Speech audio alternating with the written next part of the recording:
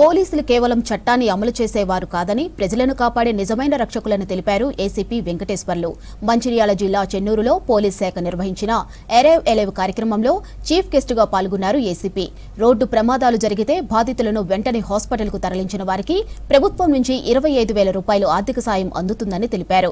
ఇక ప్రమాదం జరిగాక ఒక్క క్షణం ఆలస్యమైన ప్రాణాల మీదకు వస్తుందన్నారు. అందుకే ప్రతి ఒక్కరూ అవగాహన పెంచుకోవాలన్నారు.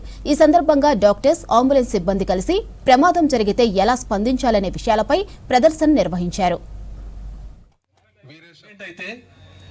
ఎంత యాక్సిడెంట్ అయినా కూడా మా అంటే కాలో చేతో ఇరిగేది, మనిషి మాత్రం చావకపోతుండే.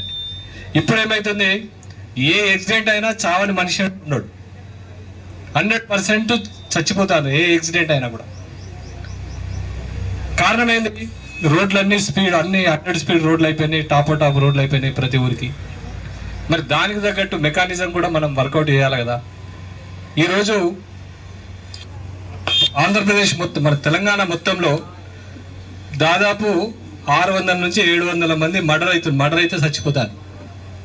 కానీ యాక్సిడెంట్ వల్ల 7,000 నుంచి 9,000 మంది వరకు చనిపోతారు. 7,000 నుంచి 9,000 మంది.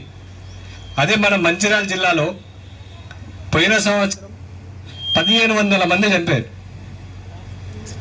మర్డర్ అయినా ఒక 50 మంది కూడా మర్డర్ కాలేదు. అంటే యాక్సిడెంట్స్ అనేటి సమస్య ఎంత పెద్దగా ఉన్నదో చూడండి. ఏదో ముతుకోళ్ళు రోజు చచ్చిపోతారు, ఊళ్ళో పెద్ద పట్టించుకోరు ఎవరు. కానీ యాక్సిడెంట్ అయి చనిపోయేటోళ్ళు స్టూడెంట్స్, అంతా వర్క్ ఫోర్స్, ఇంట్లో కుటుంబ బాధ్యతలు మోసేవాళ్ళు.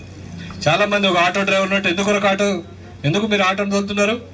మీ కుటుంబాన్ని తోలడానికి.